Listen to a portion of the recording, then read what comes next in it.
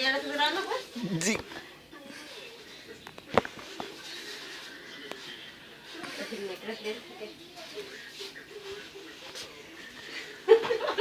Con todo el gasto.